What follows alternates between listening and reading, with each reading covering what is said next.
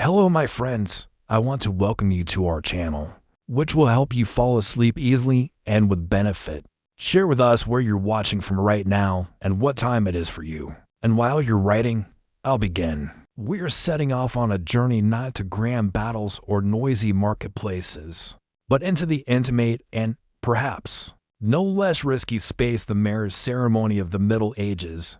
Imagine a drafty stone chamber, where the heavy air is saturated with the fumes of fire and the dampness of the earth. One can almost hear an anxious whisper, the creak of homespun garments, and the thin, agitated squeal of a pig prepared for the roast. This is not the magical celebration from films with doves and endless sleighs. Oh no, you likely would not have survived such an event without at least a mild form of bubonic plague or, in the worst case, a tortuous sense of social duty. Therefore, before you get comfortable, take a moment to like the video and subscribe, but only if you truly enjoy what I do here. Feel free to indicate your geographical location and local time in the comments. It's always interesting to know where you all. We are setting off on a journey not to grand battles or noisy marketplaces, but into the intimate and, perhaps, no less risky space, the marriage ceremony of the Middle Ages. Imagine a drafty stone chamber, where the heavy air is saturated with the fumes of fire and the dampness of the earth. One can almost hear an anxious whisper, the creak of homespun garments, and the thin, agitated squeal of a pig prepared for the roast. This is not the magical celebration from films with doves and endless sleighs. Oh no, you likely would not have survived such an event without at least a mild form of bubonic plague or, in the worst case, a tortuous sense of social duty. Therefore, before you get comfortable, take a moment to like the video and subscribe, but only if you truly enjoy what I do here. Feel free to indicate your geographical location and local time in the comments. It's always interesting to know where you all are from. And now it's time to rest. Dim the lights, perhaps turn on a fan for some soft background hum, and let's together immerse ourselves in today's journey. You are transported as a silent observer into a world where they lived happily ever after. Was less about romance and more about property matters. The very air feels different, weighed down by the burden of traditions and practical considerations. You might catch the scent of unwashed wool or the cloying sweetness of fermented mead. The sounds are rough, the clatter of wooden bowls, the distant bleating of a goat, the low, guttural murmur of conversations about land allotments and livestock. You observe the restrained anxiety of a young girl, perhaps no older than your own teenage child, being led toward a future she did not choose, or the stoic resolve of a father securing the continuation of his lineage through an advantageous match. This is not just a story about the joining of two people. It is about the weaving of communities, the merging of resources, and the continuation of bloodlines. Consider it the ultimate medieval merger and acquisition, but with significantly more awkward dancing. The concept of love as a prerequisite for marriage, so cherished by us today, was largely a whimsical idea, a poetic ideal for minstrels, not for the pressing needs of daily life. For the vast majority, marriage was an economic and social agreement, a contract sealed by families for mutual benefit. It was a cornerstone of medieval society, establishing ownership rights, guaranteeing inheritance, and strengthening social standing. A marriage could elevate a family, create a powerful alliance, or simply ensure enough working hands for the future harvest. You see, your future did not truly belong to you. It was a carefully selected piece in a much larger intergenerational strategy, and you thought choosing wedding gifts for guests was stressful. Interestingly, although affection was not the main driver, cases of genuine devotion were certainly not unheard of. There is an interesting nuance about some local customs where a couple could exchange love tokens, even if their union was primarily strategic. It was a small gesture of personal feeling amidst grand plans. But overall, practical considerations prevailed over personal desires. Historians still debate today whether such tokens represented genuine emotional connection, or were merely a performative nod to the romantic ideals gaining popularity in courtly literature. Regardless, The key event was the linking of assets, not hearts. You might even wonder if those young brides and grooms ever dreamed of a dragon bursting in to carry them away, if only to avoid endless discussions about dowries in the form of livestock. This was a time when your value was often measured in sheep and acres, not in the sparkle in your beloved's eyes. It's enough to make you appreciate modern dating apps, isn't it? Almost. Consider the domino effect of a single marriage contract. A lord could secure peace with a neighboring rival by marrying off his daughter, ending years of costly skirmishes. A merchant family could raise its social status by marrying into the landed nobility, even if the nobleman was, let's say, not particularly charming. For peasants, marriage could mean access to larger arable lands, shared labor during the harvest, or simply having someone to care for you in old age. The stakes were incredibly high, much higher than choosing the right caterer. You couldn't just swipe left if things didn't work out. You were in it for the long haul, often for the benefit of generations yet unborn. The emotional landscape of these unions was incredibly complex, a tapestry woven from duty, hope, resignation to fate, and occasionally a surprising thread of genuine closeness. Social pressure to marry was immense. Unmarried adults, especially women, faced significant social stigma and economic hardship. Life was harsh, and a partner meant sharing burdens, mutual protection, and continuing your line, which was a deeply ingrained social imperative. From a very early age, children were aware of their potential roles in these matrimonial chess games. It wasn't about finding the one in the sense of a soulmate. It was about finding the one that best served your family's interests. And while we might laugh at this idea now, practical considerations were paramount. Imagine trying to run a farm, raise children, and defend your meager holdings alone in a world where disease, famine, and violence were constant threats. A spouse was literally a survival partner. Sometimes you could even see what looked like genuine affection develop after marriage. A slow-burning companionship forged through shared experience. It wasn't the dramatic, cinematic romance we crave, but a quieter, more durable bond, tempered by shared hardships and victories. Historians still argue about the true prevalence of such unions based on affection. Was it common enough to be a significant factor, or was it merely the exception to the rule? Regardless, the foundation was always practical. You might find yourself nodding off during particularly tedious dowry negotiations, mentally calculating how many chickens the land concession could feed. It really gives a new meaning to the phrase for richer, for poorer, doesn't it?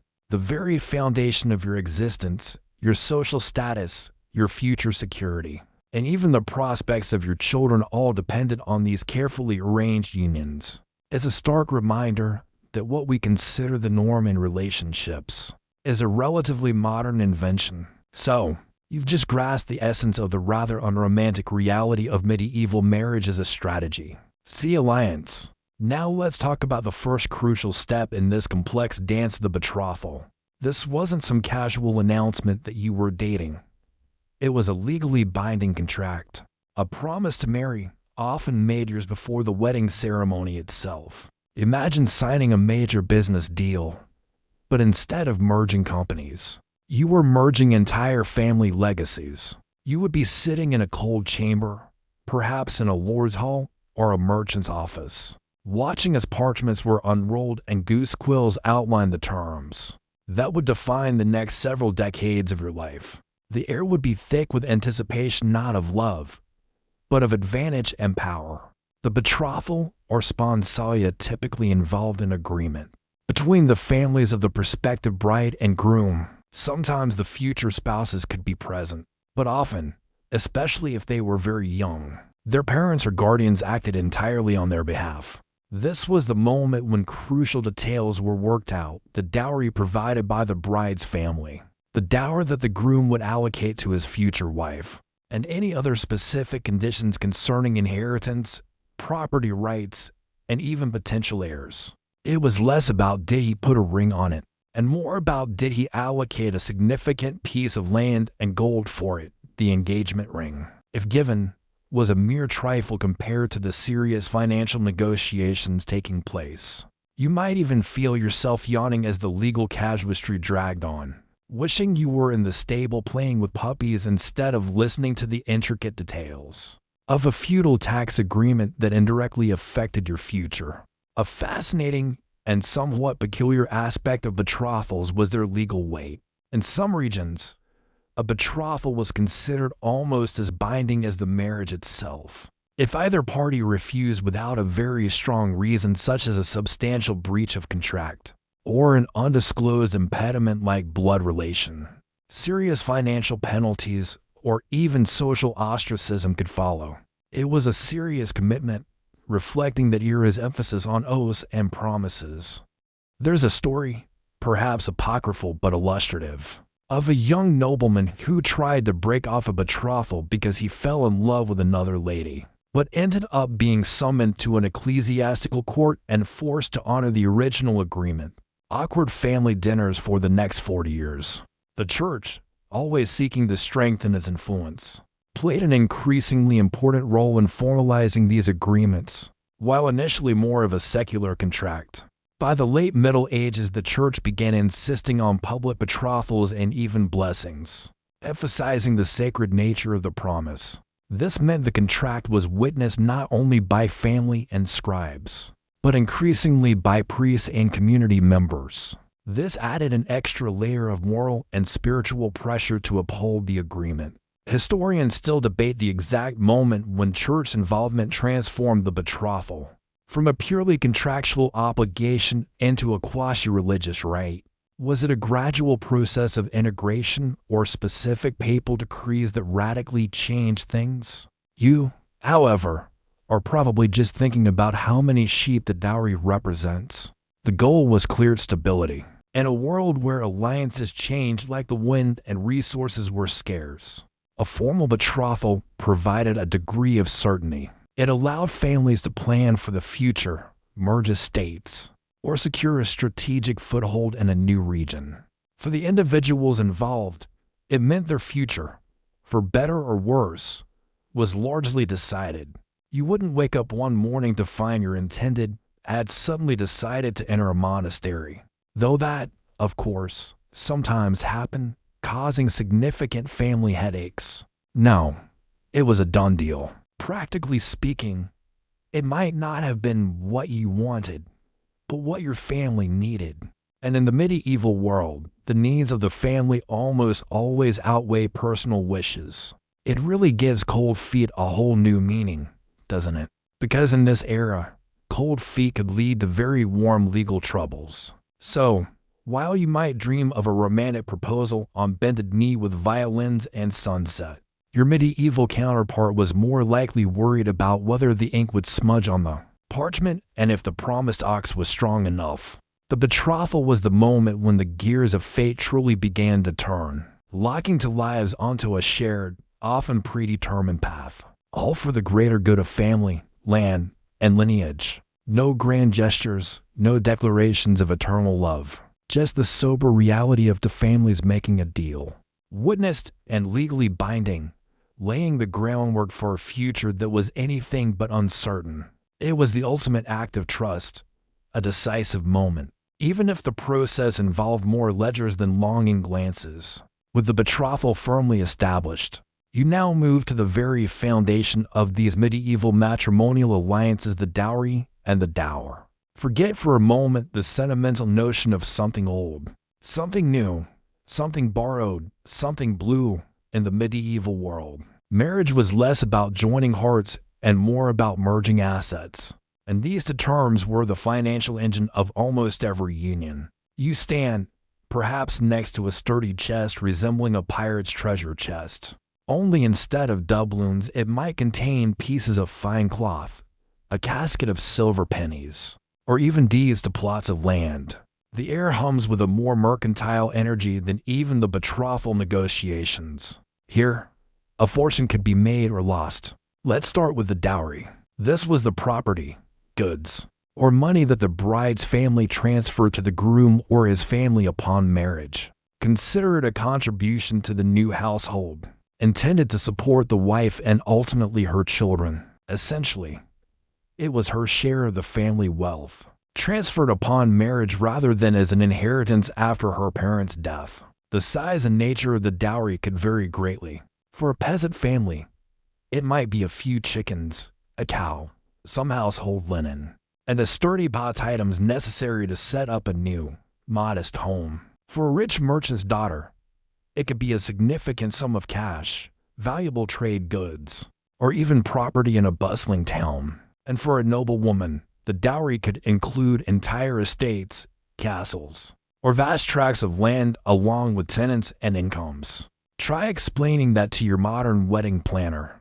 Yes, dear, as a dowry, we are bringing 3 villages and a fully stocked pig farm. The dowry serves several purposes. First, it provided for the bride, giving her some financial security within her new family. Second, it acted as a kind of advance inheritance, ensuring daughters received a portion of the family wealth upon marriage, rather than waiting for their parents' death. This was especially important, since sons typically inherited the main bulk of the family's immovable property, like land. Third, and perhaps most importantly, a substantial dowry could increase a bride's desirability and raise her social status. A family with many daughters and limited means to provide large dowries face significant difficulties in marrying them off well.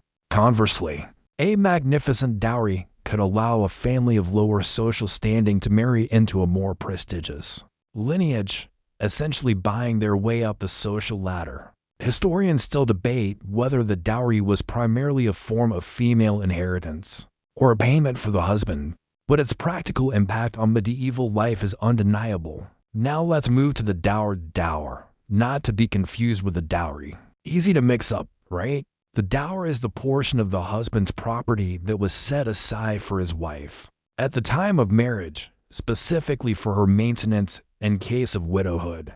This was incredibly important, providing a vital safety net for women in an era when their legal and economic rights were often limited. If her husband died, the dower ensured she would not be left destitute. It usually consisted of a lifetime right to use a specific portion of his lands or other assets, meaning she could use the income from them for her life, but could not sell them or pass them to her own heirs. After her death, the dower lands reverted to the husband's family or his legal heir.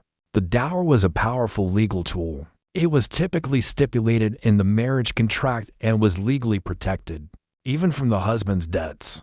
This meant a widow, even if her husband had mismanaged his affairs, often had a guaranteed income. It was, in essence, medieval pension planning, but with more cows and less paperwork. A common dower amount was 1/3 of the husband's lands, a tradition stemming from Roman and Germanic legal practice. You can imagine a scene where, perhaps years after the wedding, a recently widowed countess, dressed in mourning, sternly reminds her late husband's brother that these particular fields and the manor house belonged to her for the duration of her natural life. Thank you very much. She would do this not out of spite, but out of necessity and legal right. There's an interesting detail about the dower door. The symbolic declaration of the dower at the church doors immediately after the wedding ceremony. This public announcement served to make the gift known to all, reinforcing its legal status and discouraging future disputes. It was like shouting your financial plan from the rooftops, just so everyone got the memo. You can almost hear the approving whispers of local gossips noting the groom's generosity or stinginess. The intricate dance between dowry and dower underscores just how deeply financial considerations permeated medieval marriages. Love might be a modern aspiration, but land, livestock, and security were the true currency of commitment. Without these foundational economic arrangements, the entire social fabric of the time would have unraveled. Historians still puzzle over whether the dower in practice always provided adequate security for widows, given the often precarious nature of land tenure and constant threats of war and disease. But for you, observing these exchanges, it's clear that medieval weddings were truly the original power suits, stitched not from fabric but from property and promises. Having navigated the complex financial currents of dowry and dower, you now come face to face with perhaps the most decisive and least romantic aspect of medieval marriage: the choice of spouse. Forget dating apps, speed dating, or even meeting someone cute at a local fair. In this era, the decision of whom you would marry was almost never your own. Instead, it was a strategic move played by your family, with consequences far beyond your personal happiness. You might feel a pang of pity for the young man or woman whose fate is decided over a cup of ale and a map. Their personal desires are absolutely secondary to a grander design. For noble families, marriage was a powerful tool for political maneuvering and amassing power. A daughter could be married off to seal a peace treaty, allying with a former enemy and preventing costly future wars. A son could be married to an heiress, instantly expanding the family's land holdings and increasing their wealth. Imagine the powerful lords with grimly serious faces, studying genealogies and maps, discussing their children as if they were pawns on a chessboard. My daughter, Lady Eleanor, is a fine match for your eldest, Sir Reginald. She brings with her the fertile lands of Greymoor and a contingent of 20 loyal knights. The children, meanwhile, might not even have met, and if they had, it was likely at a formal meeting where they were told to behave impeccably, and certainly not to flirt. Peasant families, though operating on a much smaller scale, also viewed marriage as a practical agreement. Marriage could mean gaining an extra pair of hands for the farm, joint ownership of livestock, or combining small, scattered land plots into a more manageable holding. If you were a peasant, your parents might have been eyeing the sturdy son of a neighboring family not for his charming smile, but for his strong back and knowledge of crop rotation. A daughter might be courted for her weaving skills or her ability to run a household efficiently. Love was a luxury. Survival was a necessity. You could overhear families whispering about keeping their children within the village to preserve established social networks and mutual aid systems, avoiding outsiders who might disrupt the familiar rhythm of life. The concept of free choice in marriage was almost absent, especially for those higher on the social ladder. Although the church increasingly emphasized the importance of consent, that a marriage was valid only if both parties voluntarily agreed to it, this consent was often given under immense family pressure. Could a young noblewoman truly refuse a marriage that meant peace for her kingdom? Could a peasant girl disobey her parents when her marriage meant the difference between starvation and a slightly less harsh life for her family? That's a complex question. Historians still debate the true extent of individual agency in medieval marriages. Was consent truly given, even under pressure, or was it often just a formality? You are left pondering the quiet battles waged within these arranged unions, the internal struggle against a predetermined fate. Sometimes a family could betroth children when they were still infants, perhaps even before they could walk or talk. This guaranteed the union would be established early, preventing other families from intervening. The children then grew up knowing their destiny. Their future spouse was a predetermined fact of their existence. Imagine knowing your whole life, from the cradle, exactly whom you would marry. It perhaps spared the agony of choice, but it also robbed the joy of discovery. There's an amusing anecdote about a noble lord who, having arranged his infant daughter's marriage, then substituted his niece in her place for purely strategic reasons. When she proved to be more advantageous in lineage, his daughter knew nothing of this until much later. Quite an extreme example of proxy parental decision-making. The decision-making process was typically slow, deliberate, involving extensive negotiations between family heads. Genealogies were scrutinized for the slightest hint of blood relation, which was an impediment to marriage in the eyes of the church. Potential inheritances were calculated, and social statuses carefully weighed. It was less like romantic courtship and more like an audit.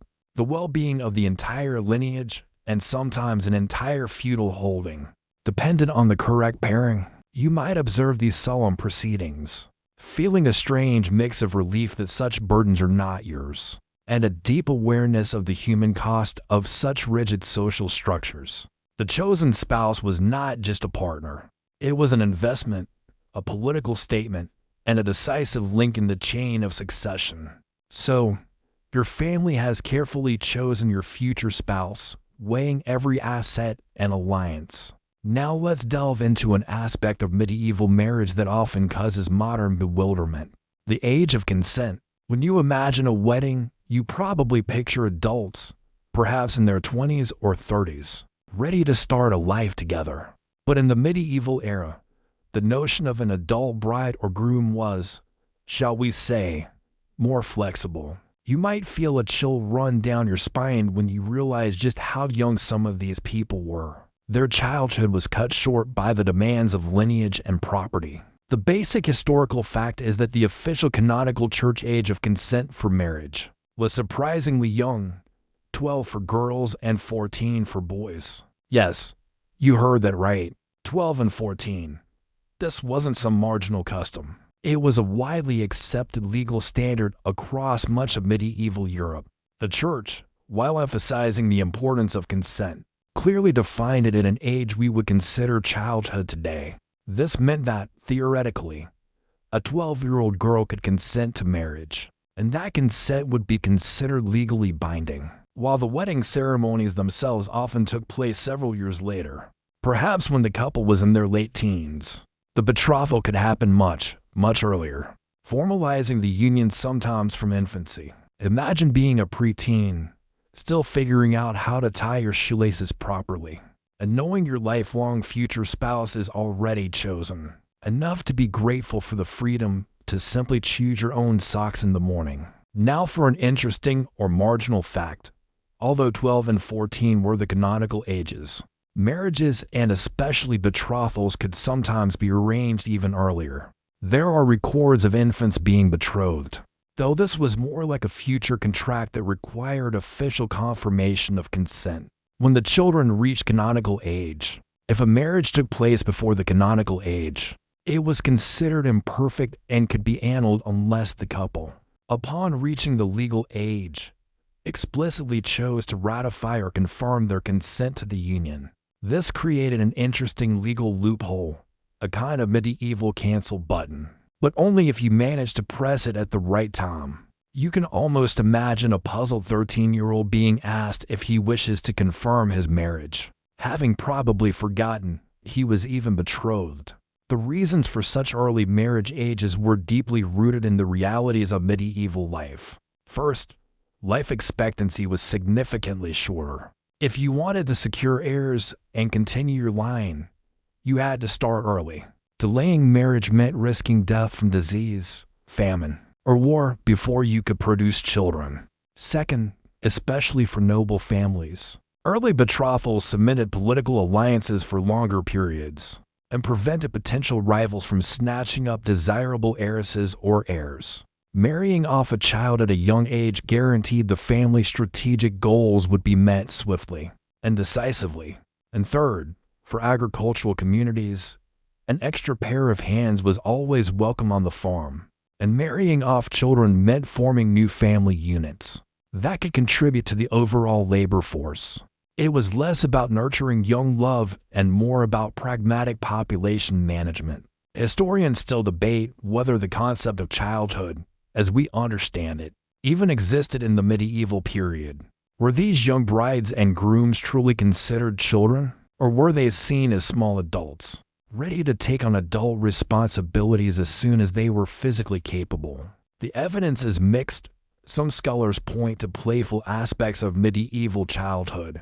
Others emphasize the early integration of children into adult work and social roles. You can imagine a tiny bride knee-high, trying to manage a household, or a little groom trying to earn the respect of his tenants. It was a world that demanded maturity long before our modern society would deem it appropriate. The practical consequences of marriage at such a young age were profound.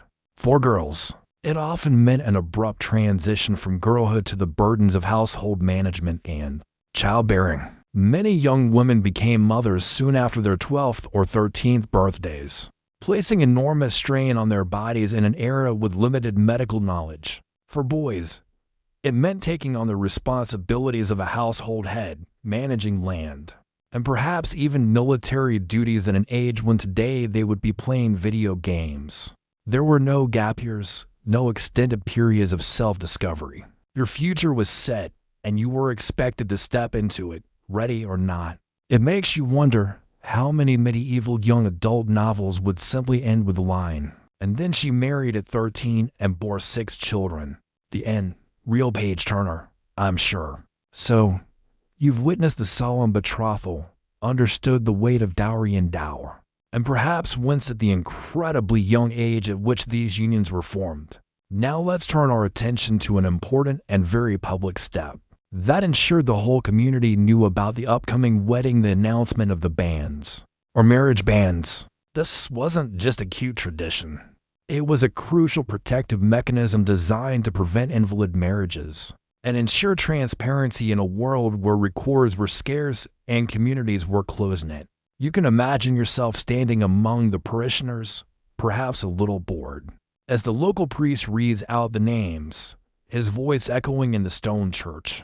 The basic historical fact is that the announcement of marriage bans became a widespread and vital practice in medieval Europe, introduced by canon law. Essentially, a public declaration of the intention to marry was made in the parish church of both the bride and the groom on 3 consecutive Sundays or holy days during the main service. This was usually done during Mass when the largest number of people would be present. The priest announced the names of the prospective couple and invited anyone who knew of a lawful impediment to the marriage to come forward. Consider it the medieval equivalent of a very public social media post, but instead of likes, you were hoping for no objections. What was considered a lawful impediment? Oh, the list was quite extensive and could be quite tangled. It mainly revolved around blood relation being too closely related by blood, a big no in the church's eyes. Affinity being too closely related by marriage, e.g., marrying a deceased spouse's sibling, or an existing contract such as another marriage or a solemn vow of chastity. If, for example, a distant cousin you hadn't seen since you were knee-high to a grasshopper appeared during the reading of the banns to reveal a shared great-great-grandmother, your wedding plans could come to a halt. Historians still debate how effective the banns were in uncovering all impediments, especially in large or mobile populations, but they certainly served as a significant deterrent. There's an interesting detail about how people actually raised objections. It wasn't always a polite whisper to the priest. Sometimes a person who knew of an impediment could publicly shout out during the service, causing a commotion. Imagine the gasps and whispers running through the congregation as someone announces, "But, Father, he is already secretly married to my sister's cousin from 3 villages over." That would be the height of church drama, much more thrilling than the sermon and definite fodder for the local gossip mill. However, such public challenging was not taken lightly. One needed a legitimate cause and had to be prepared to prove it, as false accusations could have serious consequences. The practice of bans served several important purposes beyond just checking for impediments. First, it formalized the intention to marry, making it a public commitment. No secret midnight weddings for most people. It was a communal affair. Second, it acted as a form of social control and community oversight. Everyone in the village knew who was marrying whom and could exert subtle or overt pressure to ensure proper customs were observed. And third, it strengthened the church's authority over marriage by making these announcements a mandatory part of the spiritual service. The church asserted its role as the supreme arbiter of lawful unions, slowly but surely shifting marriage from a purely secular contract to a sacrament. You might wonder what happened if an impediment was declared. Well, the marriage was suspended and an investigation began, usually conducted by church courts.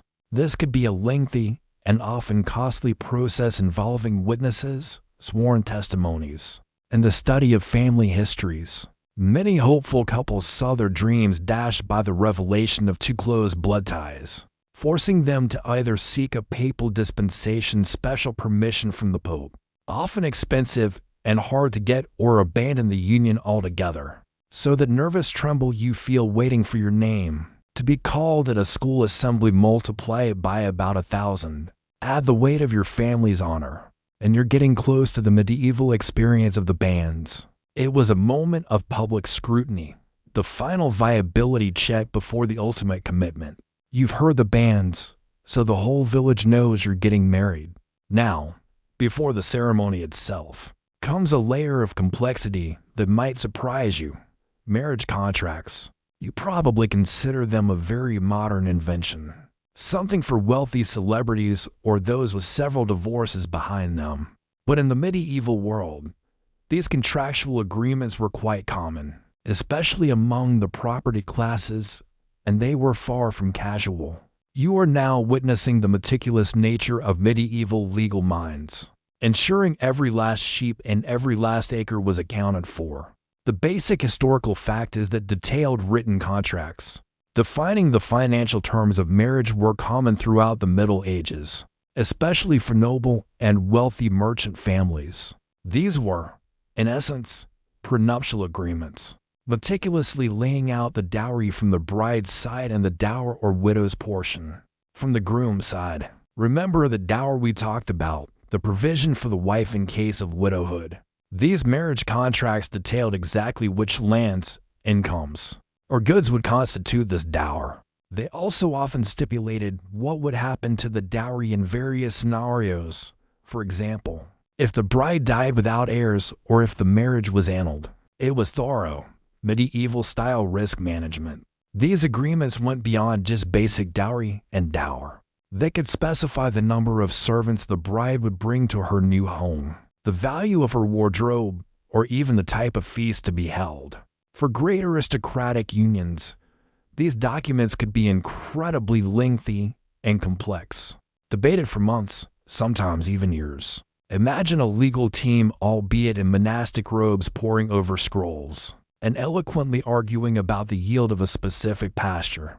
Every conceivable situation was considered, from the distribution of personal property to the upbringing of future children. You can feel a dull ache in your head just imagining the sheer volume of bureaucratic detail. Much more intricate than choosing a china pattern. Here's an interesting detail. Some of these marriage contracts even contain clauses about the appearance of the intended spouse. While certainly not common, there are rare instances where a contract might include a provision that if the intended spouse turned out to have a disfiguring disease or serious physical deformity, not disclosed prior to the agreement, the contract could be voided.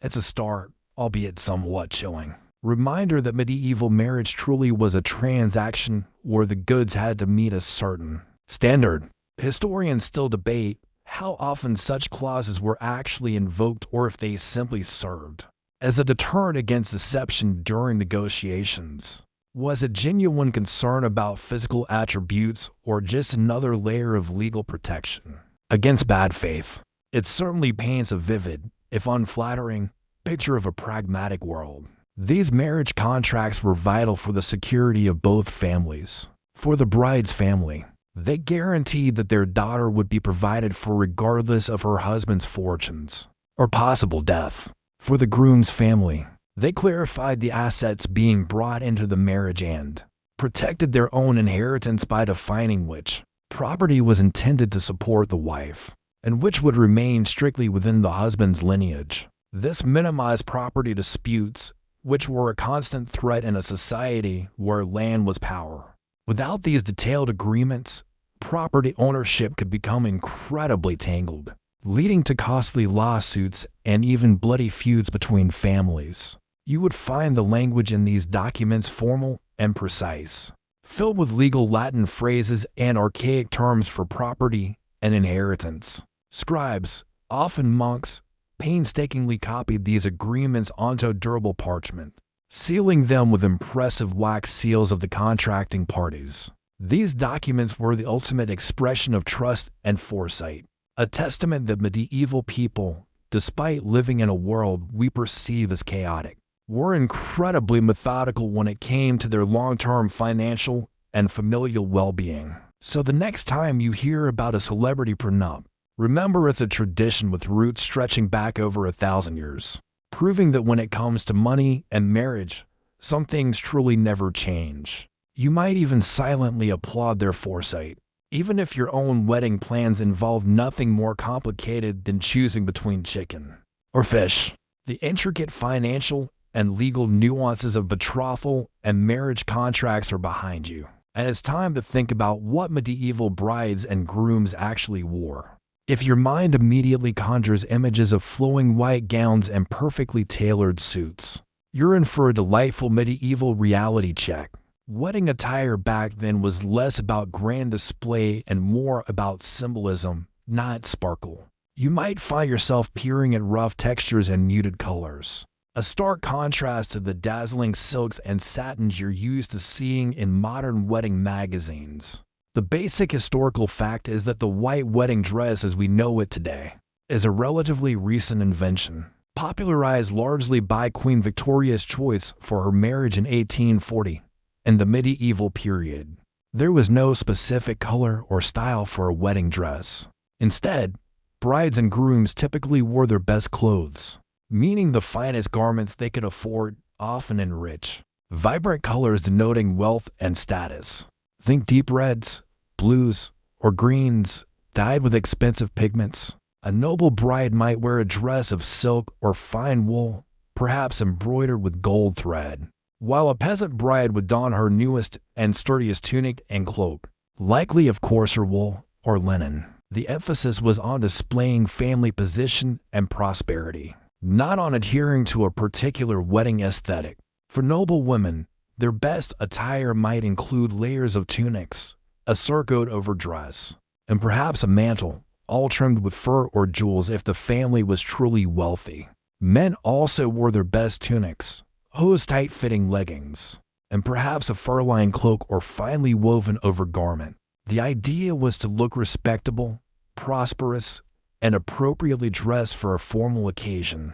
It was less about one spectacular outfit and more about the overall impression of wealth and propriety. You would likely see more practical considerations than fashion trends, such as the need for warmth in an unheated hall or the durability of clothes that could serve as Sunday best for years to come.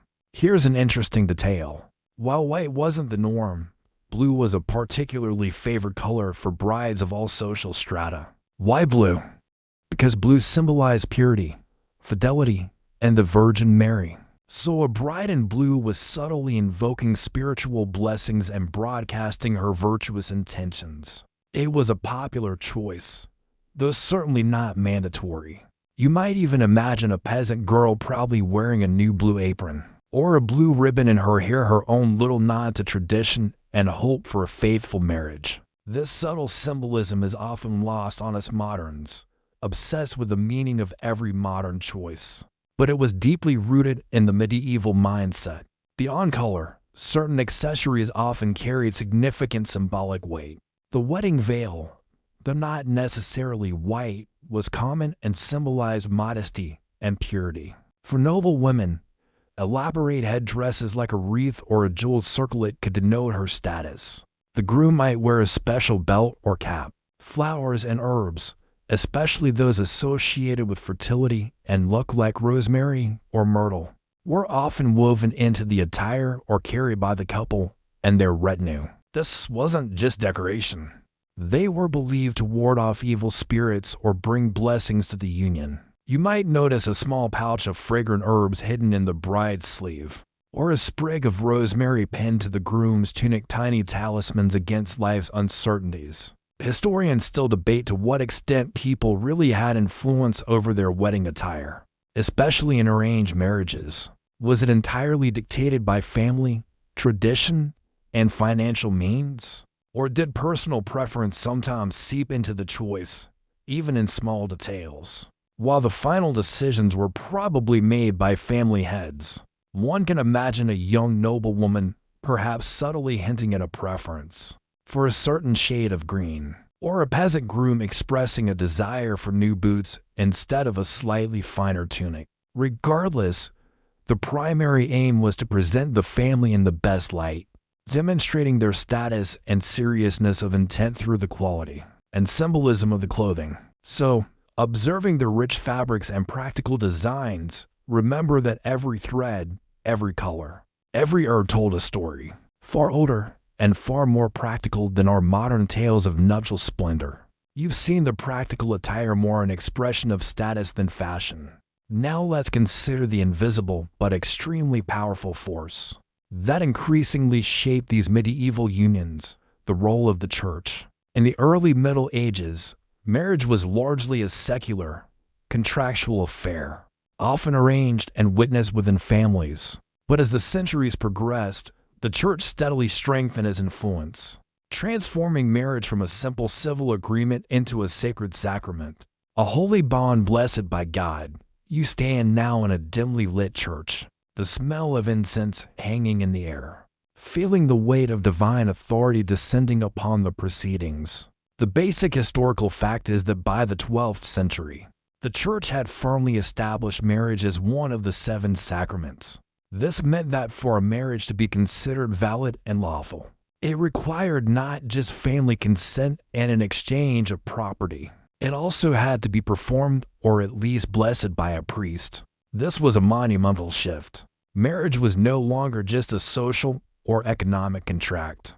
It became an unbreakable spiritual bond, established from above and theoretically indissoluble. This transformation gave the church enormous power over people's marital lives.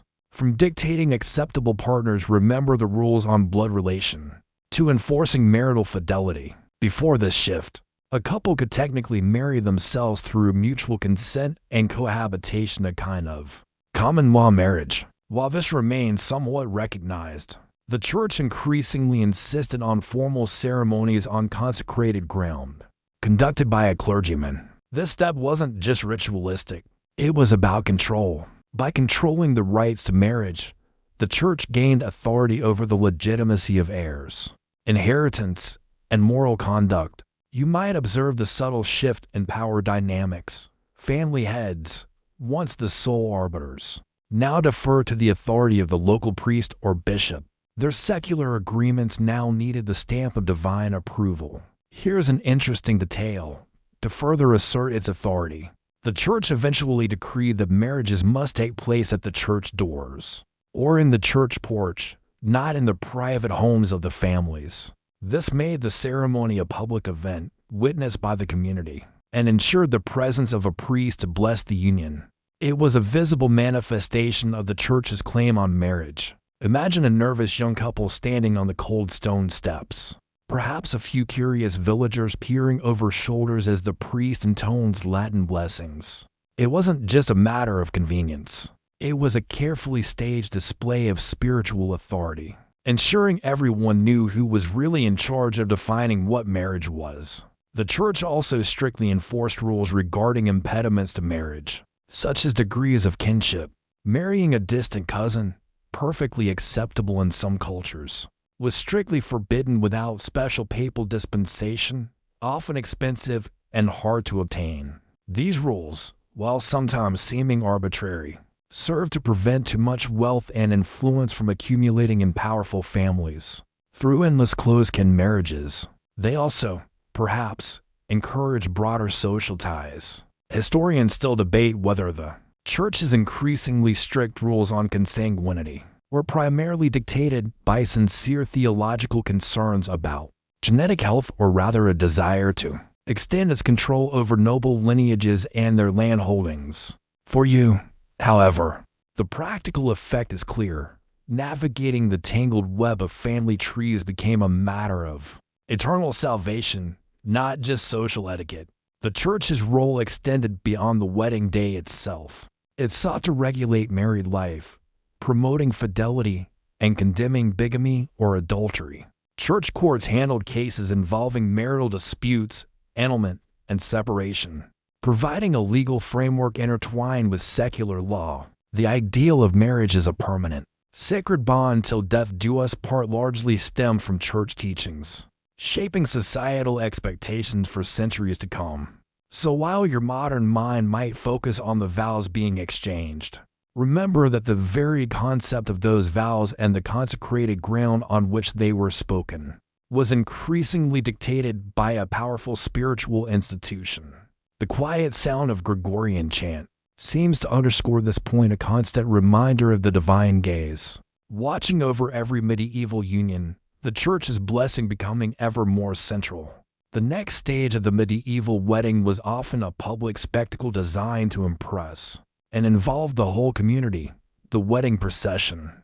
This was no quiet, intimate stroll. It was a vibrant, often noisy display of family pride and communal celebration. You might find yourself swept into the crowd, muddy road underfoot, the air filled with the sounds of voices, simple music, and perhaps the lowing of livestock being led as part of the dowry. The basic historical fact is that wedding processions were a common and significant feature of medieval weddings, especially for the nobility and wealthy.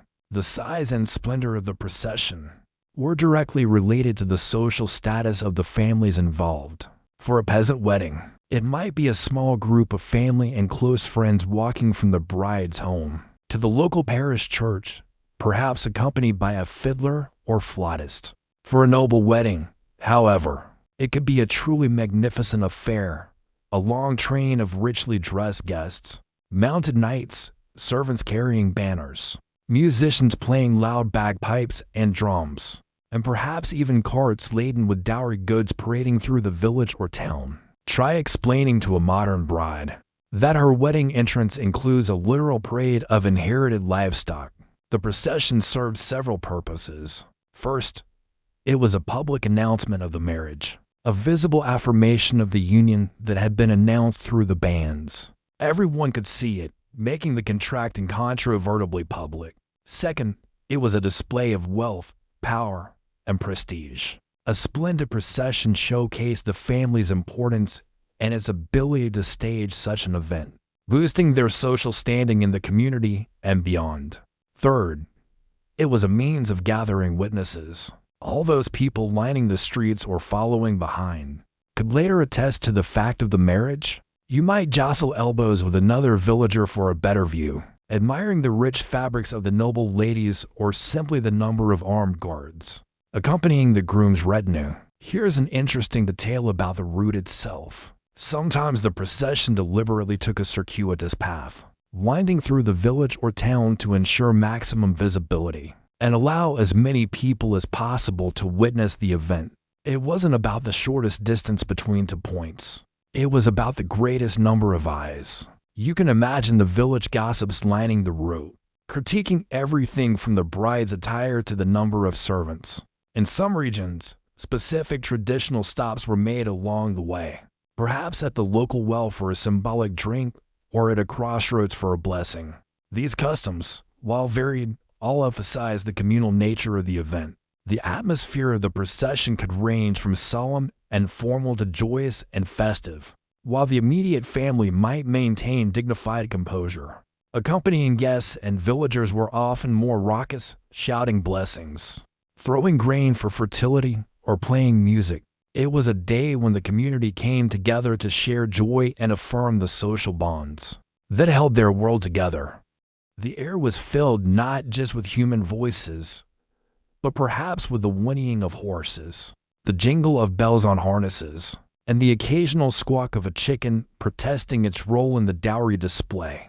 Historians still debate the exact significance of these processions for different social classes. While we have much evidence of elaborate noble processions, were peasant processions equally important for communal recognition, albeit on a smaller scale? Or were they sometimes skipped altogether due to economic constraints? Regardless, for those who participated or witnessed, the wedding procession was an undeniable event, drawing everyone into the narrative of the new union. It was a visual prologue to the vows, setting the tone with pomp and circumstance or humble sincerity, depending on the status of the betrothed pair. You feel the ground tremble slightly as a cart laden with provisions passes by, carrying not just food for the feast, but the very substance of a new life beginning.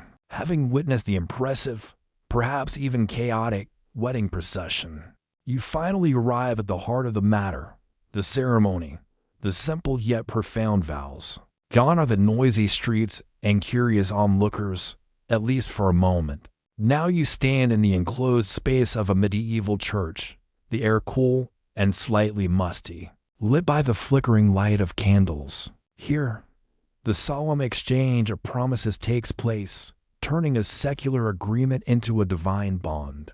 The basic historical fact is that the medieval wedding ceremony itself, especially in the late Middle Ages, was remarkably brief and simple compared to many modern elaborate rites. It usually took place at the church doors or in the church porch, as we discussed, a key church strategy for asserting its authority before moving inside for the nuptial mass. The essence of the ceremony was the mutual consent of the bride and groom, expressed through simple oral vows. The priest would often ask the couple directly if they took each other as husband and wife, and their affirmative yes, or the Latin equivalent, was the decisive moment that legally and spiritually bound them. This verbal consent, given freely and publicly, was the cornerstone of a valid marriage. Following the vows, a ring was exchanged.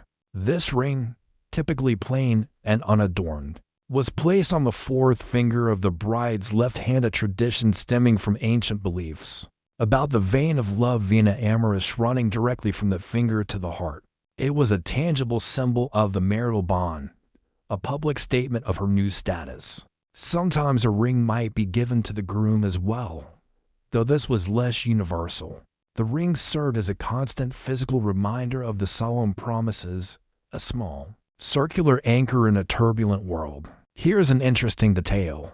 While the modern "you may now kiss the bride" is a familiar conclusion, the medieval ceremony often included a shared kiss of peace, sometimes exchanged by the couple and the priest or even close family members. It was a symbolic gesture of unity and blessing, not necessarily a romantic display.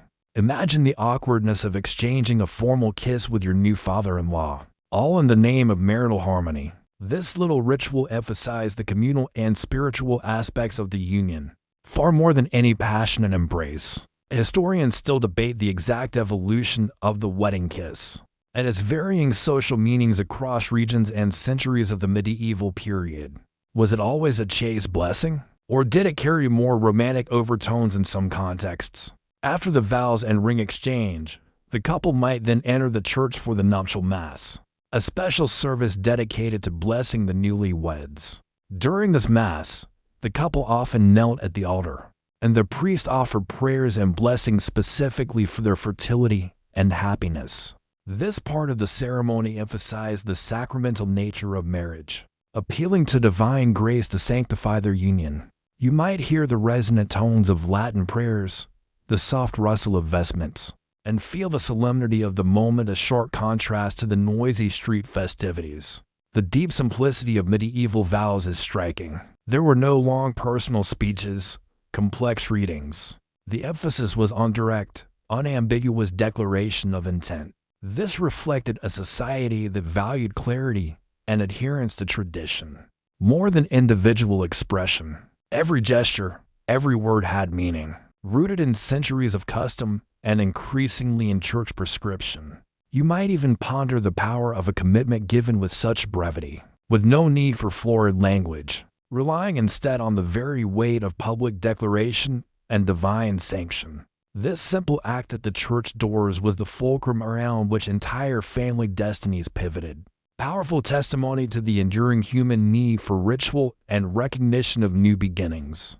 The quiet echo of their yes seems to hang in the air, sealing their fate. You have just witnessed the solemn exchange of vows at the church doors, the very foundation of a valid medieval marriage. But before the church fully consolidated its grip on marital rituals, another, much older tradition persisted, especially in some regions: hand fasting, a pre-state tradition that endured. This ancient custom highlights the fascinating blend of pagan roots and emerging Christian influence that characterized much of medieval life. You might observe a simpler, more rustic gathering, perhaps outdoors or in a humble dwelling, where the focus is on a tangible physical binding. The basic historical fact is that hand fasting was an ancient pre-Christian custom of betrothal, or marriage, that involved literally tying the couple's hands together, often with a rope, ribbon, or strip of cloth. This symbolic act signified their mutual commitment and the forming of their union.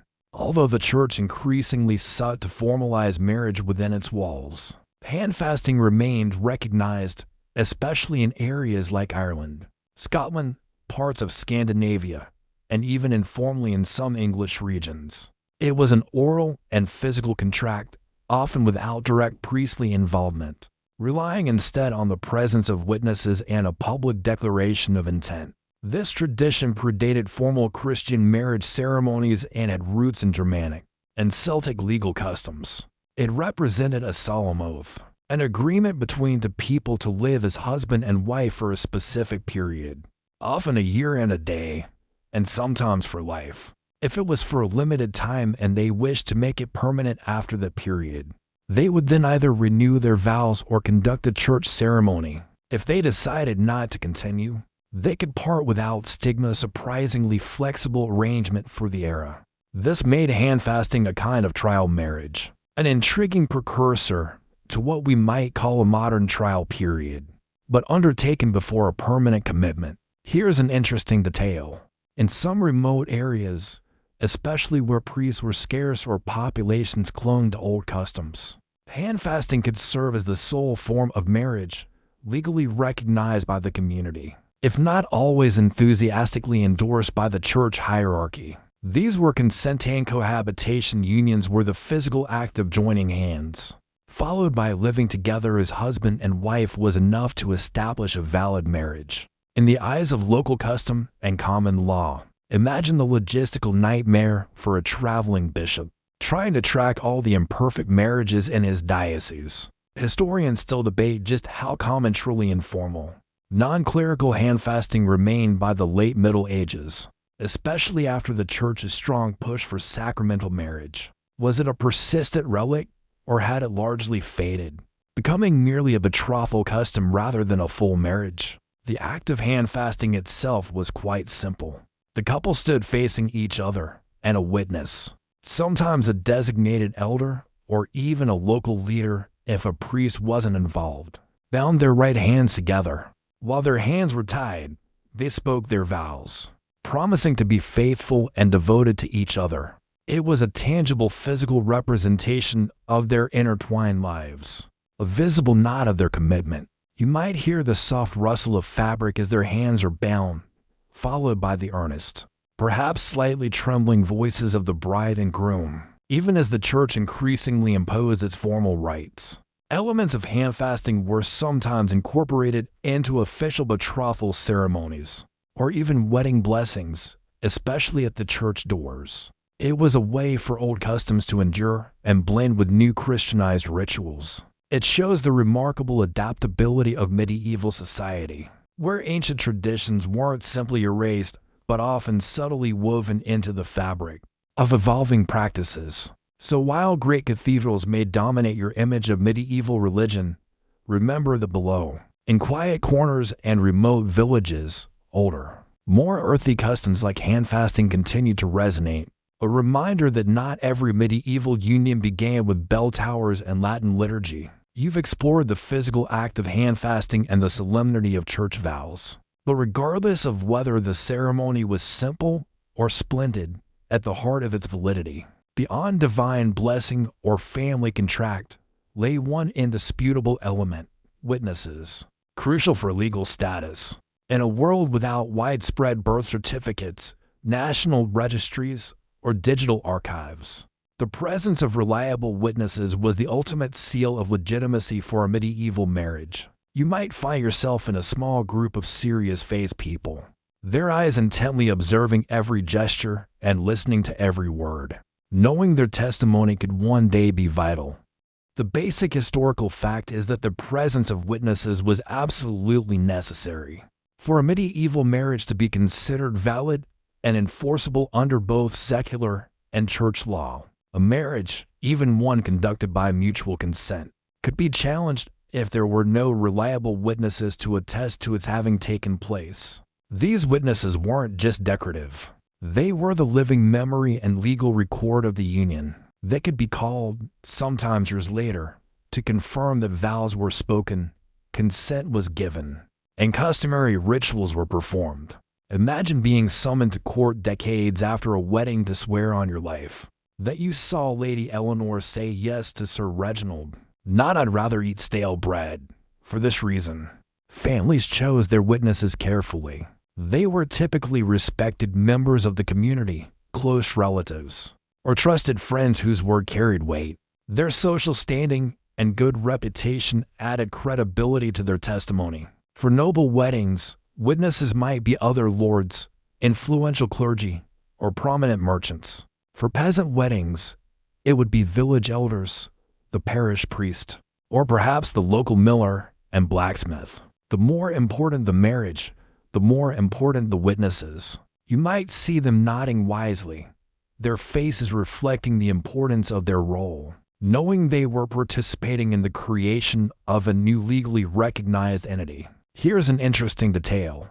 To ensure the witnesses remember the event clearly, especially if they were commoners unused to formal procedures, there was sometimes a rather memorable and slightly shocking tradition.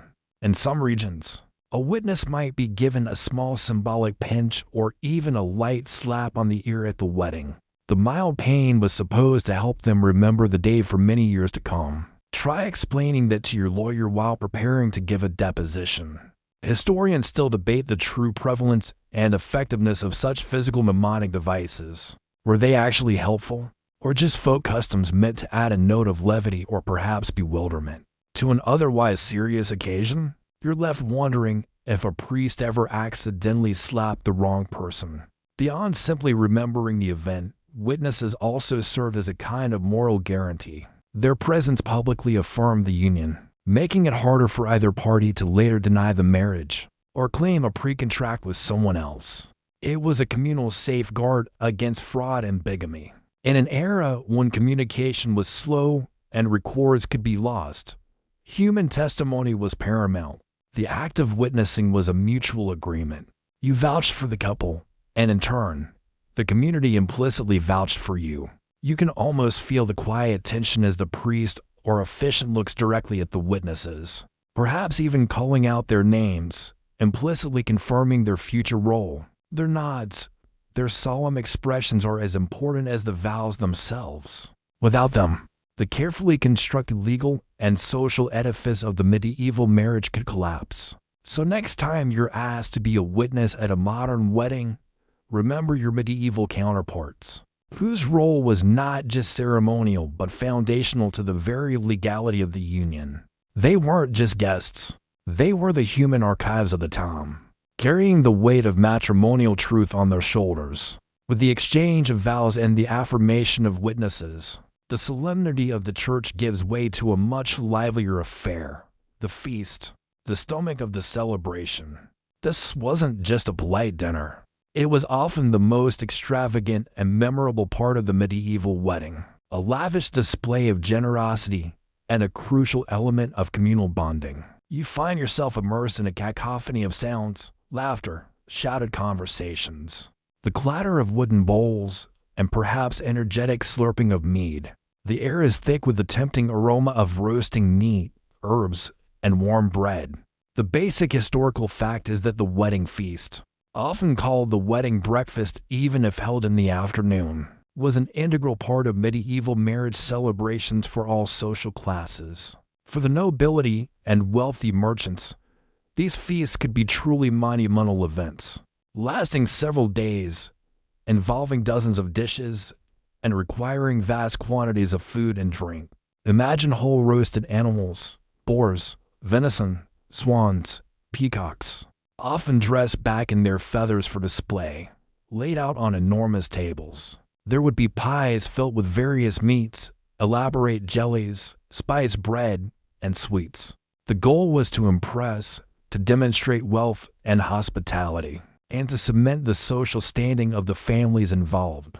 The very logistics of preparing such a feast in a medieval kitchen without modern refrigeration or appliances is a feat in itself. For peasants, the feast was more modest but no less important. It might involve a communal potluck where each family contributed what they could: freshly baked bread, cheese, a stew from the leanest cuts of meat, and plenty of local ale or cider. While the food was simpler, the spirit of celebration and community was just as strong.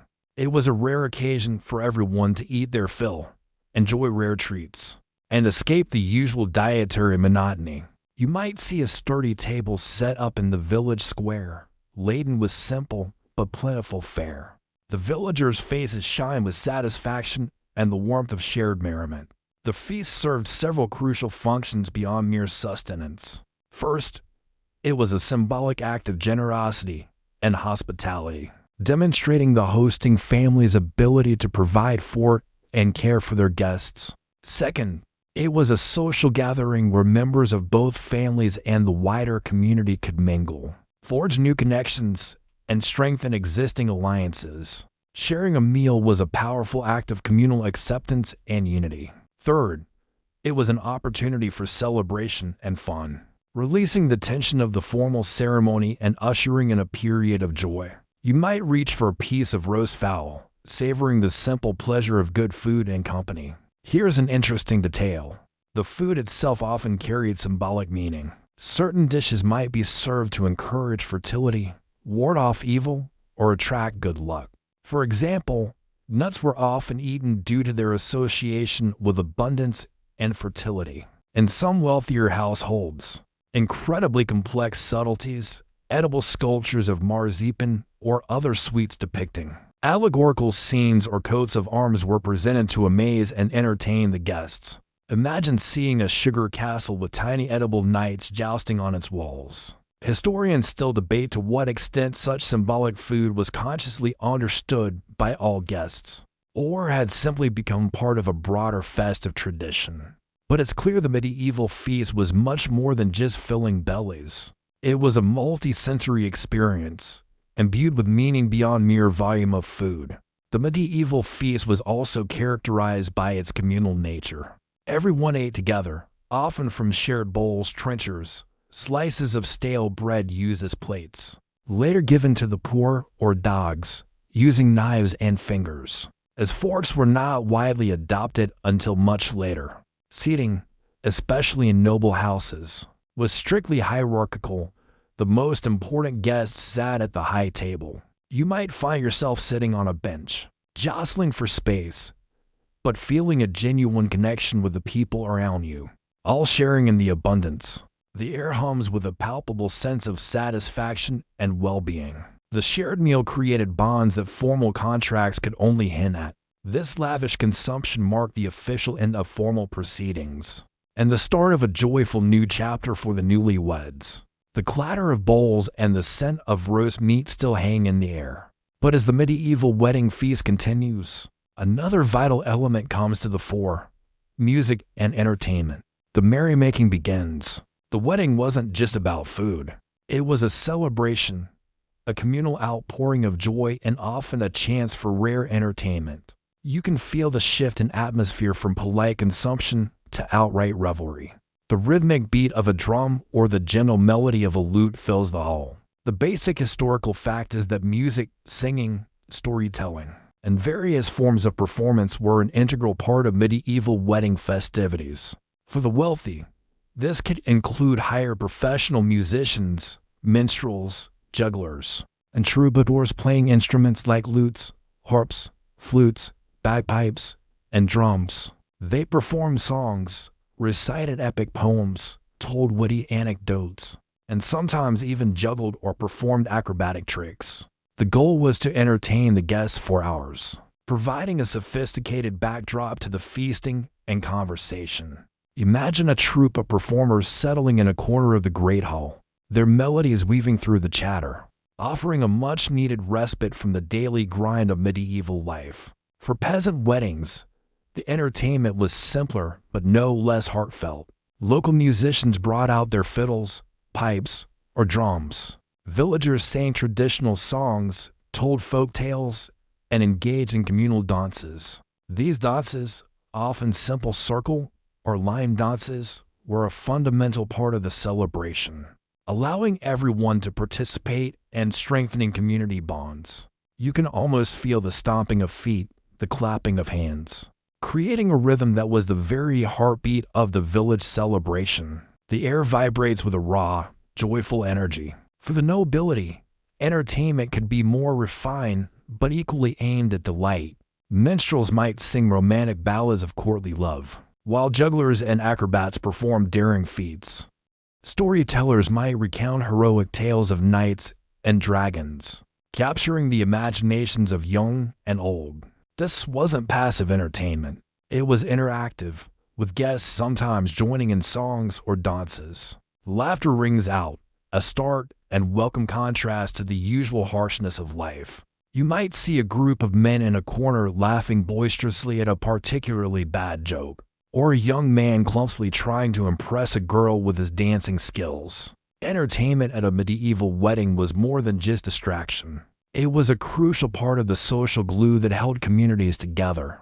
It marked the couple's transition into their new life, celebrated their union, and allowed everyone to share in the joy and hope for their future prosperity. As the music swells and laughter echoes, you feel a deep sense of connection to these people, united by their simple desire for happiness and good fortune.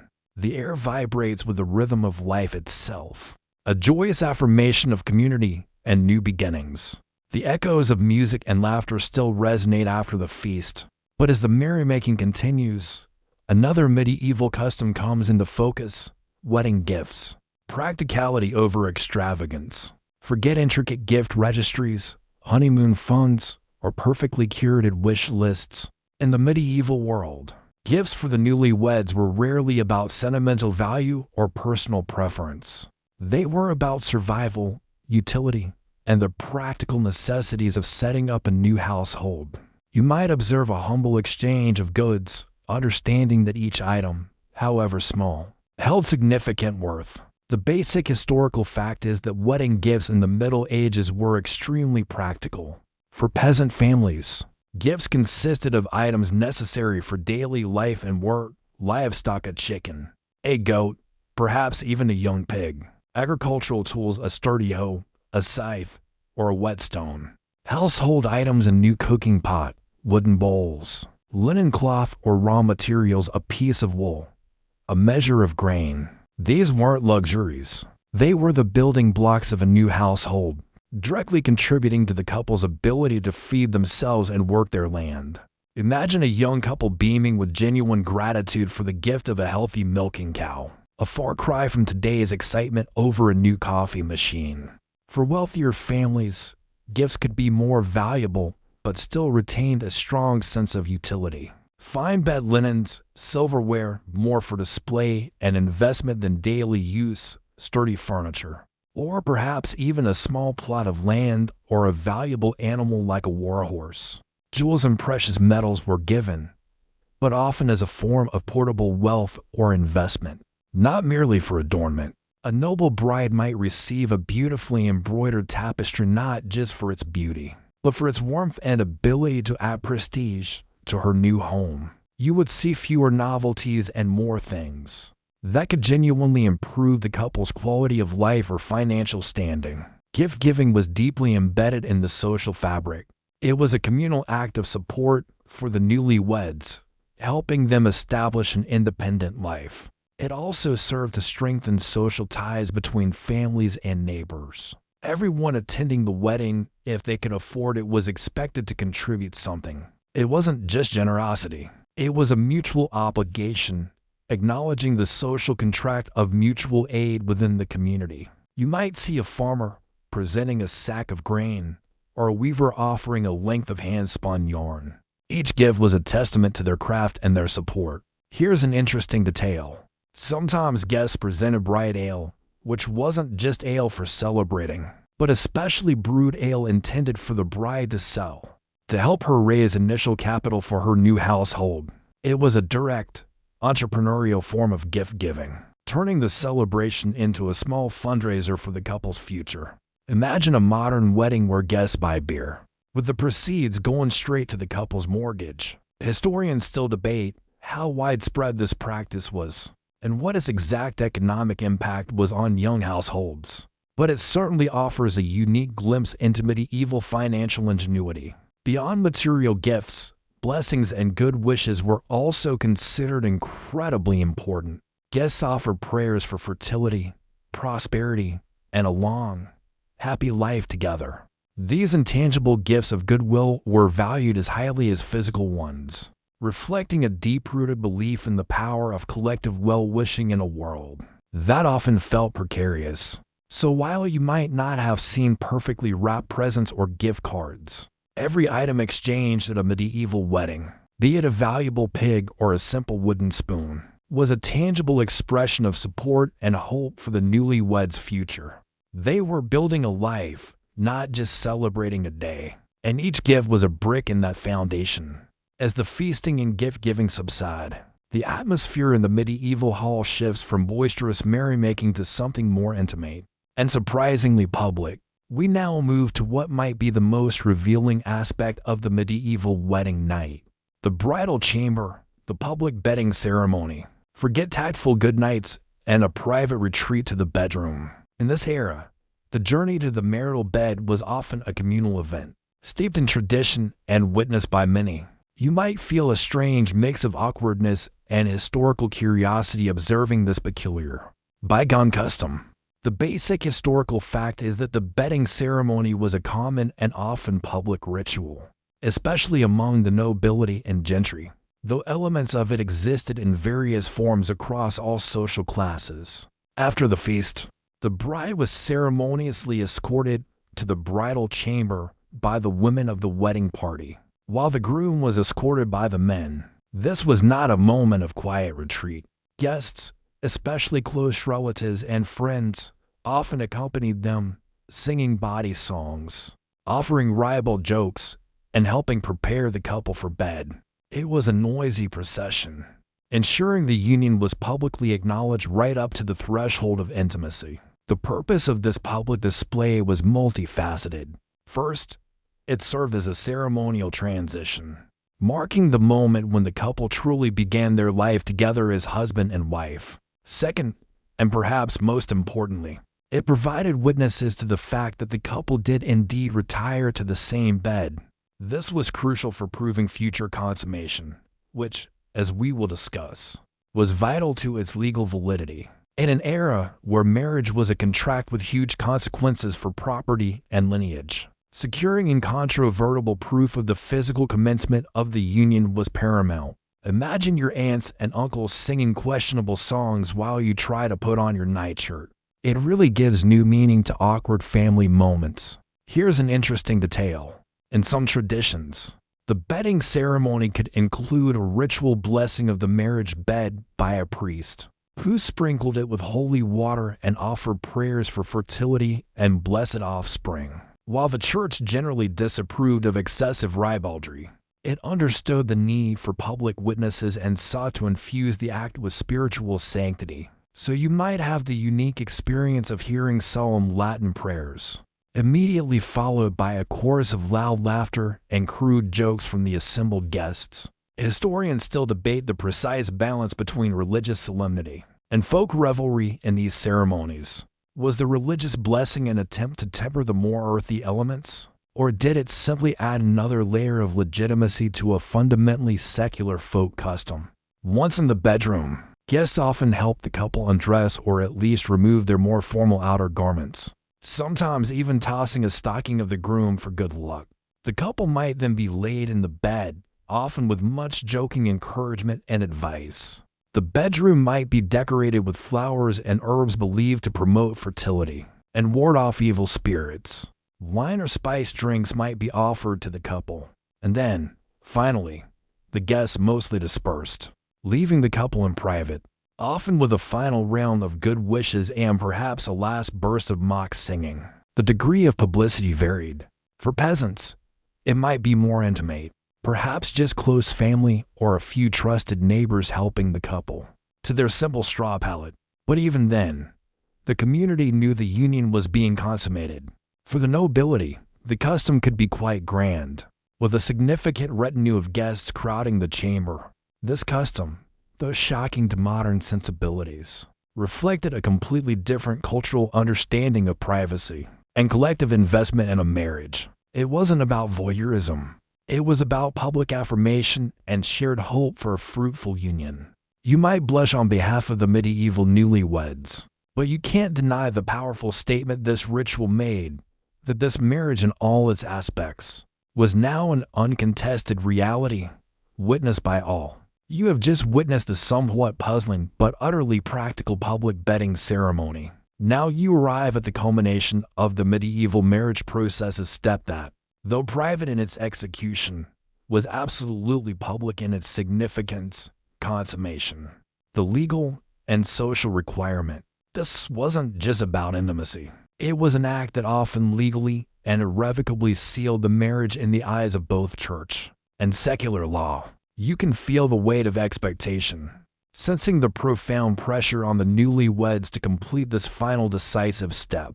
The basic historical fact is that in medieval Europe, especially according to the evolving canon law of the church, marriage was often not considered fully valid or absolutely indissoluble until it had been physically consummated. While the exchange of vows created a legal and spiritual bond, the physical union was seen as the ultimate confirmation and completion of the sacrament. This meant sexual intercourse. If a marriage was not consummated, it could be annulled, rendered as if it had never happened. This placed enormous pressure on the newlyweds, as the future of their union and the legitimacy of any potential heirs depended on this intimate act. Imagine the immense unspoken tension in the bridal chamber after the guests finally left, knowing the legal validity of your entire life depended on this single intimate act. The reason for this legal emphasis on consummation was multifaceted. First, it reflected the church's theological understanding of marriage as a union reflecting the union of Christ and the church, a complete and fruitful bond. Second, and more pragmatically, consummation was often seen as proof of genuine and unforced consent, especially for marriages arranged in infancy. If a couple, upon reaching the age of consent, did not consummate their marriage, it could be taken as an indication that their initial consent was not truly free or full, thus providing grounds for annulment. And third, in a society obsessed with lineage and inheritance, consummation was the precursor to childbearing, which was the primary social function of marriage. No children meant no continuation of the line, no clear heir to property. Here's an interesting detail. While the act itself was private, the expectation of it, and sometimes even the evidence for it, was not. In some noble houses, especially for important dynastic marriages, there could be a physical inspection the next morning to confirm consummation. This might involve a midwife or a trusted female relative examining the bride for evidence, such as a stained sheet, to confirm the marriage had been physically completed. This is, of course, incredibly invasive and humiliating by modern standards, underscoring the extreme emphasis placed on this aspect of the union. Historians still debate how widely and regularly such physical inspections actually occurred, or if they were mostly confined to high-stakes, royal, and noble marriages. Was it a truly common legal requirement, or more a symbolic reassurance for anxious families? You might feel a distinct sense of relief that your own private moments are indeed private. Failure to consummate a marriage could lead to its annulment, a process distinct from divorce, which was nearly impossible for most medieval people. Annulment meant the church declared that a valid marriage had never existed in the first place, often due to an impediment present at the time of the wedding or, crucially, due to lack of consummation. This was often sought by couples or their families when a strategic marriage proved barren or undesirable, providing a rare escape from an otherwise unbreakable bond. So as the last guests retreat from the bridal chamber, leaving the nervous newlyweds alone, you understand that this night isn't just about personal intimacy. It's about fulfilling a contract, securing inheritance, and guaranteeing the legitimacy of future generations. The privacy of the marriage bed carried enormous public consequences, making the act of consummation the pivotal moment in the medieval marital journey. The silence descending upon the chamber is heavy with that profound responsibility, a sharp contrast to the noisy revelry of hours past. The heavy silence of the bridal chamber, weighted with the burden of expectation, now gives way to the peculiar formalities of the next morning. If the bedding ceremony was surprisingly public, the next step for some was even more striking: the morning proof, a somewhat awkward affair.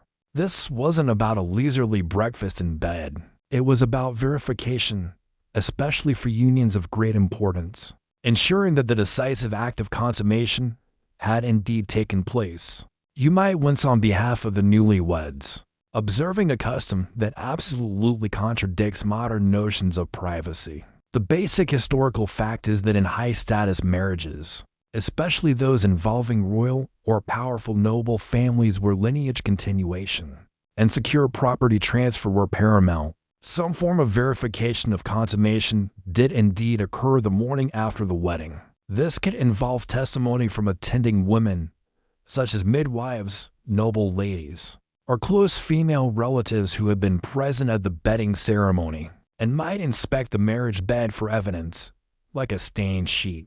The goal was to provide incontrovertible proof that the marriage had been physically completed, leaving no doubt as to its legal validity and the legitimacy of any future offspring. Imagine a new bride, perhaps still days from the night's events, having to face an inspection by a group of grim-faced women, enough to wish for a hidden camera, if only to record the sheer awkwardness. This practice, though invasive, stemmed from the critical importance of consummation for legal validation. Without it, the marriage could be annulled, potentially plunging dynastic succession or property inheritance into chaos. Hence, families with huge stakes in the union sought to ensure no ambiguity. Physical evidence coupled with witness testimony from the bedding created a robust, if humiliating, legal record. This wasn't about prudery. It was about pragmatism and securing the future of entire noble lines. Here's an interesting detail. In some extreme cases, or for truly skeptical families, the groom might even be required to provide an affidavit or testimony to confirm consummation, especially if there was any doubt or a challenge was anticipated. Though less common than the female inspection, it underscores the lengths medieval society would go to for proof. Imagine a groom, perhaps looking a bit disheveled, forced to solemnly swear before a notary that he had indeed performed his marital duties. Historians still debate the exact motivations behind such extreme measures. Were they truly dictated by legal necessity, or did they sometimes serve as a subtle form of control over the young couple? Ensuring family expectations were met, you're left pondering the complete lack of personal space afforded to these individuals, even in their most intimate moments. Beyond direct physical inspection, the very fact that the couple had retired to the bedchamber together, witnessed by the wedding party, and appeared the next morning as a publicly acknowledged married pair, often served as sufficient proof for most commoners. Collective community knowledge and acceptance was a powerful form of validation for them. For these people, the spectacle of the bedding ritual was often enough. But for those at the very top of society, where kingdoms and vast estates hung in the balance, a higher standard of proof was often desired. This morning ritual, however uncomfortable it seems to modern eyes, serves as a powerful reminder of how medieval society viewed marriage, first and foremost as a contractual and reproductive institution. The personal feelings of the individuals involved were secondary to larger social and legal imperatives. So as the older women nod approvingly and quietly disperse from the bridal chamber, you feel the tension in the room ease, knowing another hurdle has been overcome. The marriage is now fully validated, and the future of the family line, for better or worse, is secured. It's a vivid illustration of a world where even the most intimate acts carried enormous public and legal weight. You have witnessed the full journey to the marriage bed, including its most awkward mourning formalities, sealing the medieval union. But what happened when these carefully arranged marriages, despite all the meticulous planning and public ceremony, simply didn't work? Or, perhaps more accurately, when they were deemed to have never truly existed from the start? This brings us to a concept very different from modern divorce: annulment. When marriages went wrong, it was the medieval loophole, a legal declaration that could unravel a union. Though obtaining it was far from easy, you now enter the realm of church courts, where theological doctrine and human desperation often collided. The basic historical fact is that in medieval Europe, especially from the 12th century onward, direct divorce meaning the legal dissolution of a valid marriage allowing both parties to remarry, was virtually impossible under the prevailing canon law of the Catholic Church. Marriage was considered a sacrament, a divinely established, indissoluble bond. However, the Church did allow for annulment, which was fundamentally different. Annulment was a declaration that a valid marriage had actually never existed from the start, due to some impediment present at the moment of the exchange of vows. It did not dissolve a marriage. It declared it null and void from the beginning, as if it had never been. Grounds for annulment were numerous and often complex, but they mostly fell into categories demonstrating a fundamental flaw in the marriage's legality.